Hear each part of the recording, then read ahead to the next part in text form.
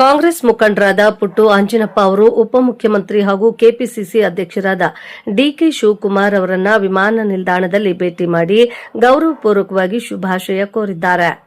ಕರ್ನಾಟಕ ರಾಜಕಾರಣದಲ್ಲಿ ಸದ್ಯ ತೀವ್ರ ಸಂಚಲನ ಮೂಡಿಸುತ್ತಿರುವ ನಾಯಕತ್ವ ಬದಲಾವಣೆ ಮತ್ತು ದೆಹಲಿ ವರಿಷ್ಠರ ಭೇಟಿಯ ಹಿನ್ನೆಲೆಯಲ್ಲಿ ಡಿಕೆ ಶಿವಕುಮಾರ್ ಅವರ ದೆಹಲಿ ಪ್ರವಾಸಗಳು ಹೆಚ್ಚಾಗಿವೆ.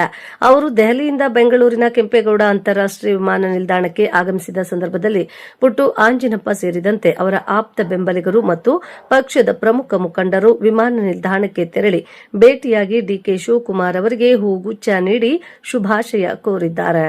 ಈ ಸಂದರ್ಭದಲ್ಲಿ ಮಾತನಾಡಿದ ಕಾಂಗ್ರೆಸ್ ಮುಖಂಡ ಪುಟ್ಟು ಆಂಜಿನಪ್ಪರವರು ಕರ್ನಾಟಕ ರಾಜ್ಯದ ಮುಖ್ಯಮಂತ್ರಿಯಾಗಿ ಡಿಕೆ ಶಿವಕುಮಾರ್ ಅವರು ಅಧಿಕಾರ ಸ್ವೀಕರಿಸುತ್ತಿರುವುದಕ್ಕೆ ನಮಗೆ ಸಾಕಷ್ಟು ಖುಷಿಯಾಗುತ್ತಿದೆ.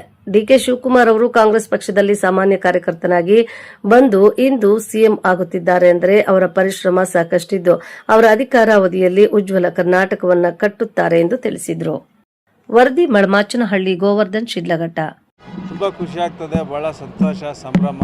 ಒಬ್ಬ ಸಾಮಾನ್ಯ ಕಾರ್ಯಕರ್ತನಾಗಿ ರಾಜ್ಯದ ಚುಕ್ಕಾಣಿ ಹಿಡಿಯೋಂಥ ಒಂದು ಶುಭ ಗಳಿಗೆಗೆ ಮಾನ್ಯ ಡಿ ಕೆ ಶಿವಕುಮಾರ್ ಸಾಹೇಬರು ಶುಭ ಮುಹೂರ್ತ ಬರ್ತಾ ಇರೋಂಥದ್ದು ಭಾಳ ಸಂತೋಷದ ವಿಚಾರ. ಅವರ ಶ್ರಮ ಪ್ರಯತ್ನ, ಪಕ್ಷಕ್ಕೆ ಮಾಡಿದಂಥ ಕೆಲಸ, ಅದನ್ನು ವರಿಷ್ಠರು ಗುರುತಿಸಿ ಅವ್ರನ್ನ ಇವತ್ತು ಅಧಿಕಾರಕ್ಕೆ ತರೋಂಥದ್ದು, ಮುಖ್ಯವಾಹಿನಿಗೆ ತಂದು ಜವಾಬ್ದಾರಿನ ಕೊಡ್ತಾ ಇರೋಂಥದ್ದು, ರಾಜ್ಯನ ಮುನ್ನಡೆಸುವಂಥ ನಿಟ್ಟಿನಲ್ಲಿ ಎಲ್ಲರೂ ಜೊತೆಗೂಡಿ ತೊಗೊಂಡು ಹೋಗೋಂಥ ಜವಾಬ್ದಾರಿ ಅದು. ಆ ನಿಟ್ಟಿನಲ್ಲಿ ಚೆನ್ನಾಗಿ ಕೆಲಸ ಮಾಡಿಕೊಂಡು ತೊಗೊಂಡು ಹೋಗ್ತಾರೆ ಅಂತೇಳಿ ವರಿಷ್ಠರು ಅವ್ರ ಮೇಲೆ ನಂಬಿಕೆ ಇಟ್ಟಿರೋಂಥದ್ದು, ನಾಡಿನ ಜನತೆಯೂ ಸಹ ಅವ್ರನ್ನ ನಂಬಿರೋಂಥದ್ದು. ಹಾಗಾಗಿ ನಾಡಿನ ಜನತೆಗೆ ಶುಭ ಆಗ್ತದೆ. ಮಾನ್ಯ ಡಿ ಕೆ ಶಿವಕುಮಾರ್ ಸಾಹೇಬ್ರಿಗೂ ಸಹ ಶುಭ ಆಗಲಿ ಅಂತೇಳಿ ನಾನು ಶುಭ ಕೋರ್ತೀನಿ. ಸರ್, ಬಹುದಿನಗಳ ಕನಸು ಈಡೇರ್ತಿದೆ, ಎಷ್ಟೋ ಜವಾಬ್ದಾರಿ ಇದೆ ಅವ್ರ ಮೇಲೆ?